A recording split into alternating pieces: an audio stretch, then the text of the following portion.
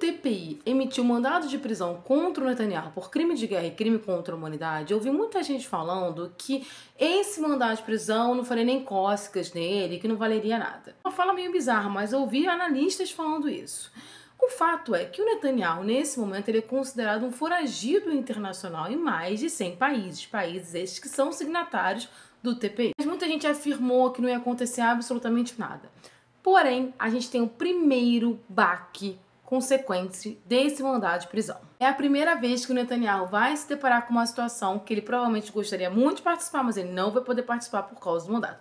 Isso aqui é um jornal polonês, mas eu vou colocar essa matéria aqui traduzida. Porque ninguém é obrigado a saber polonês, né, gente? Então, essa matéria fala o seguinte: provavelmente o Netanyahu não vai poder estar na celebração dos 80 anos de libertação de Auschwitz, na Polônia. Provavelmente só um ministro do governo Netanyahu vai estar. E não é porque o Netanyahu não quer ir, é porque o Netanyahu teme ser preso na Polônia. Porque o próprio ministro polonês diz que, poxa, é muito complicado porque a gente tem que respeitar o TPI. E o ministro polonês faz essa fala não é porque ele defende a legislação internacional, não. É porque a Polônia tem um problema com a Rússia. E o Putin também tem um mandado de prisão ativo. Então os países estão numa verdadeira sinuca de bico, numa saia justa com esse mandado de prisão do Netanyahu.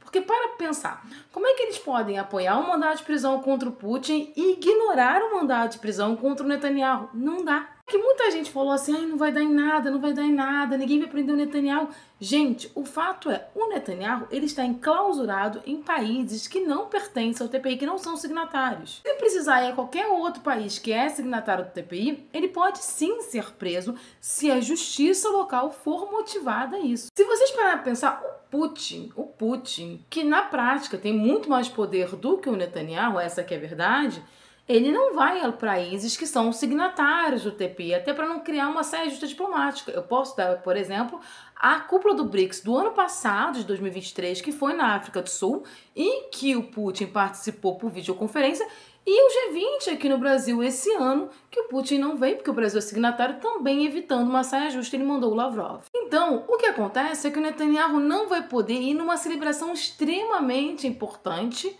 porque ele tem um mandado de prisão ativo por crime de guerra e crime contra a humanidade, mandato esse emitido por causa dos crimes cometidos em Gaza. E eu não vou nem citar que existe, né, um processo ativo contra o Estado de Israel por crime de genocídio na Corte Internacional de Justiça, que é outro órgão que julga estados. Então, quando vocês ouvirem alguns analistas falando assim, ai, não serve pra nada, isso é uma perda de tempo, gente, para, porque serve sim, tem função. O Netanyahu pode forçar a barra e ir? Pode, mas isso vai criar uma saia justa muito grande para a Polônia, inclusive na questão Polônia e Rússia. Então, provavelmente, que vai um representante.